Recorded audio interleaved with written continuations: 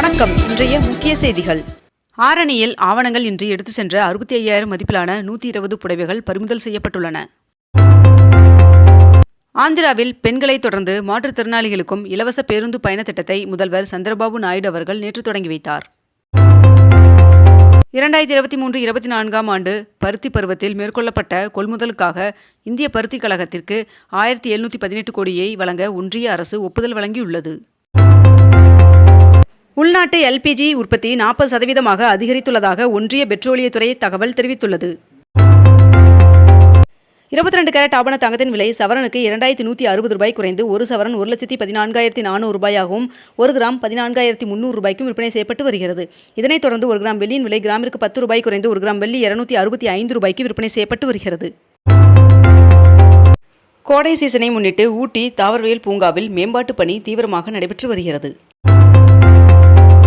நாம் தமிழர் கட்சியின் தேர்தல் அறிக்கையை நாளை வெளியிடுகிறார் சீமான் அவர்கள். மார்ச் 23ஆம் தேதி தேமுதிக மாவட்ட செயலாளர்கள் கூட்டம் நடைபெற உள்ளதாக தெரிவிக்கப்பட்டுள்ளது. 2030ஆம் ஆண்டிற்குள் இந்தியா 3வது பெரிய பொருளாதார நாடாக உருவெடுக்கலாம் என்று பிஜிசி அறிக்கை வெளியிட்டுள்ளது. 33,000 கோடியில் பாபியா திட்டத்தின் மூலம் நாடு முழுவதும் 100 தொழில் பூங்காக்களை அமைக்க மத்திய அமைச்சரவை ஒப்புதல் வழங்கியுள்ளதாக தகவல் வெளியாகியுள்ளது. இஸ்ரேலில் உள்ள ரயில் நிலையம் மீது ஈரான் தாக்குதல் நடத்தியது. மைசூர் அரண்மனையில் உகாதி சங்கீத விழா இன்று நடைபெற உள்ளது. சென்னை சென்ட்ரல் போடிநாயக்கனூர் விரைவு ரயில் இன்று முதல் வாரத்தில் 6 நாட்கள் இயக்கப்படும் என்று தெற்கு ரயில்வே அறிவித்துள்ளது. புதுவையில் தேர்தலை முன்னிட்டு மேற்குறிப்பிட்ட இந்த தேதிகளில் பட்டாசு விற்க மற்றும் தயாரிக்க தடை விதிக்கப்பட்டுள்ளது. இன்று யுகாதி பண்டிகை கொண்டாடப்பட உள்ளது. தொகுதி பங்கீடு குறித்து இறுதி செய்ய இன்று அதிமுக பாஜக கூட்டணி தலைவர்கள் பேச்சுவார்த்தை நடத்த உள்ளனர் என்று தகவல் வெளியாகியுள்ளது. ஆப்பிள் நிறுவனத்தின் முதல் மடியக்கூடிய ஐபோன் இந்த ஆண்டு அறிமுகமாகும் என்று தகவல் வெளியாகியுள்ளது. வருகின்ற மார்ச் 23ஆம் தேதி தேமுதிக மாவட்ட செயலாளர்கள் கூட்டம் நடைபெற உள்ளதாக தகவல் வெளியாகியுள்ளது. தமிழக வெற்றிக் கழகத்தின் தலைவரும் நடிகருமான விஜய் அவர்கள் மாமல்லபுரத்தில் நடைபெற்ற இஃப்தார் நோன்பு திறப்பு நிகழ்ச்சியில் பங்கேற்று சிறப்பித்தார். தேர்தல் பறக்கும் படையினரின் அதிரடி சோதனையில் இன்று வரை கணக்கில் வராத 42 கோடி ரூபாய் மதிப்புள்ள பணம் மற்றும் பொருட்கள் பறிமுதல் செய்யப்பட்டுள்ளன. திருவண்ணாமலையில் 53 ஐம்பொன் சிலைகள் தேர்தல் பறக்கும் படையிடம் சிக்கியது. திருச்சியில் வருகின்ற 22ஆம் தேதி சத்குருவின் காவேரி கூக்குரல் சார்பில் மழைநீர் சேகரிப்பு கருத்தரங்கம் நடைபெற உள்ளது.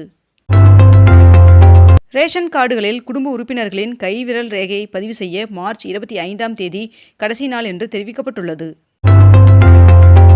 பூந்தமல்லி அருகே செம்பரம்பாக்கத்தில் பைக்கில் துணி சுற்றி கொண்டு செல்லப்பட்ட 27 லட்சம் பணம் தேர்தல் பறக்கும் படையினரால் பறிமுதல் செய்யப்பட்டது. ஹார்முஷ் ஜலசந்தியை கடந்து 46,500 மெட்ரிக் டன் சமையல் எரிவாயுவுடன் 2வது இந்திய கப்பல் குஜராத் துறைமுகத்திற்கு வந்தடைந்தது. விமானங்களில் 60% இருக்கைகளை தேர்வு செய்ய தனியாக கட்டணம் வசூலிக்கக்கூடாது என்று விமான போக்குவரத்து அமைச்சகம் உத்தரவிட்டுள்ளது. சட்டமன்ற தேர்தல் நடத்தை அமலில் உள்ளதால் கார்களில் கட்சிக் கொடிகளை அகற்ற வேண்டும் என்று தேர்தல் அதிகாரிகள் தெரிவித்துள்ளனர். அதிக முக்கியத்துவம் வாய்ந்த தபால்கள் அடுத்த நாளே செல்லும் வகையில் 24 விரைவு தபால் என்ற புதிய வசதியை இந்திய அஞ்சல் துறை அறிமுகப்படுத்தியுள்ளது. அமெரிக்காவின் நீர்மூழ்கி கப்பல் தாக்குதலில் உயிரிழந்த 84 மாலுமிகளின் புகைப்படங்களை ஈரான் வெளியிட்டுள்ளது. தமிழகத்தில் சட்டமன்ற தேர்தல் ஓட்டுப்பதிவு நாளில் சம்பளத்துடன் விடுமுறை வழங்கப்படும் என்று தேர்தல் ஆணையம் தெரிவித்துள்ளது. ஜிபே, போன்பே உள்ளிட்டவை மூலம் வாக்காளர்களுக்கு பணம் வழங்கப்பட்டால் உடனடியாக தேர்தல் அதிகாரிகளுக்கு தெரியப்படுத்த வேண்டும் என்று வங்கி ஊழியர்களுக்கு உத்தரவிடப்பட்டுள்ளது. வேலூர் மாவட்டத்தில் 40 பறக்கும் படை கண்காணிப்பு குழு வாகனங்களுக்கு GPS கருவி பொருத்தப்பட்டுள்ளதாக தெரிவிக்கப்பட்டுள்ளது. பெட்ரோல் டீசல் விலையை உயர்த்தும் திட்டம் இல்லை என்று பெட்ரோலியத்துறை இணை செயலாளர் விளக்கமளித்துள்ளார். விருதுநகரில் உரிய ஆவணங்கள் இன்றி எடுத்து செல்லப்பட்ட 14 கோடி மதிப்பிலான நகைகள் பறிமுதல் செய்யப்பட்டுள்ளது.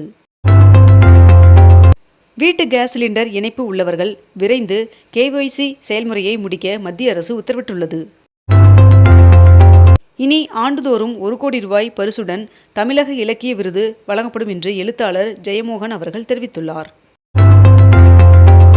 தமிழகத்தில் 66 சுங்கச்சாவடிகளில் ஏப்ரல் 1ஆம் தேதி முதல் சுங்க கட்டணம் உயர்த்தப்பட உள்ளதாக தகவல் வெளியாகியுள்ளது. என்னை பற்றிய தவேகா நிர்வாகி ஆதவ் அர்ஜுனா அவர்களின் கருத்து உண்மைக்கு மாறானது என்று நடிகர் ரஜினிகாந்த் அவர்கள் தெரிவித்துள்ளார். கேரள தேர்தலுக்கான 55 வேட்பாளர்கள் அடங்கிய முதல் பட்டியலை காங்கிரஸ் வெளியிட்டுள்ளது. கீழடியில் 11ஆம் கட்ட அகழாய்வு நடத்த மாநில தொல்லியல் துறைக்கு ஒன்றிய தொல்லியல் துறை அனுமதி வழங்கியுள்ளது. 24 எழுத்தாளர்களுக்கு சாகித்ய அகாடமி விருது அறிவிக்கப்பட்டுள்ளது. மறைந்த தலைவர்களின் உருவச் சிலைகளை மறைக்க தேவையில்லை என்று அனைத்து மாவட்ட தேர்தல் அதிகாரிகளுக்கு தேர்தல் ஆணையம் அறிவுறுத்தியுள்ளது. உத்தரப்பிரதேசத்தில் விற்கப்படும் முட்டைகளில் உற்பத்தி மற்றும் காலாவதி தேதிகளை கட்டாயமாக அச்சிட வேண்டும் என்று அம்மாநில முதல்வர் உத்தரவிட்டுள்ளார். மேலும் இவ்விதிமுறை வருகின்ற ஏப்ரல் 1ஆம் தேதி முதல் நடைமுறைக்கு வரும் என்றும் தெரிவிக்கப்பட்டுள்ளது.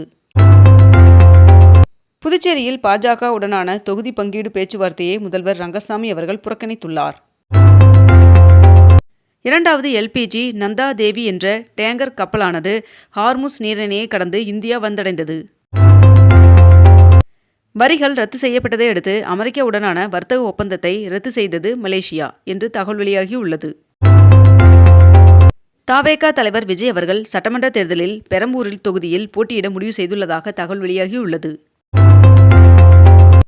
திருநெல்வேலி மாவட்டத்தில் ஏப்ரல் 1ஆம் தேதி பங்குனி உத்தரத்தை முன்னிட்டு உள்ளூர் விடுமுறை அறிவிக்கப்பட்டுள்ளது.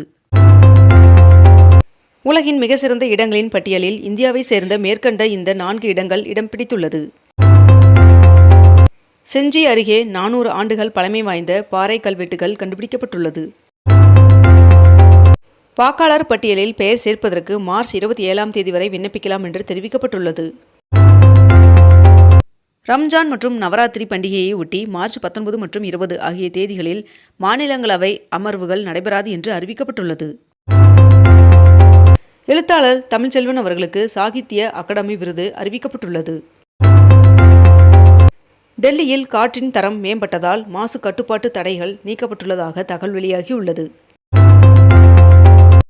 தமிழகத்தில் மார்ச் 22ஆம் தேதி வரை லேசான மழை பெய்ய வாய்ப்புள்ளதாக வானிலை மையம் தகவல் தெரிவித்துள்ளது. தேர்தலில் வாக்களிக்கும் வாக்காளர்கள் வசதிக்காக 30 புதிய முயற்சிகளை தேர்தல் ஆணையம் அறிவித்துள்ளது. ஆன்லைன் மூலமும் வேட்புமனு தாக்கல் செய்யலாம் என்று தலைமை தேர்தல் அதிகாரி தெரிவித்துள்ளார். இத்துடன் இன்றைய தலைப்புச் செய்திகள் நிறைவடைகின்றன. மேலும் இதுபோன்ற அண்மை தகவல்களை உடனுக்குடன் தெரிந்து கொள்ள அக்னிபூ சேனலை சப்ஸ்கிரைப் செய்து கொண்டு தொடர்ந்து இணைந்திருங்கள். நன்றி, வணக்கம்.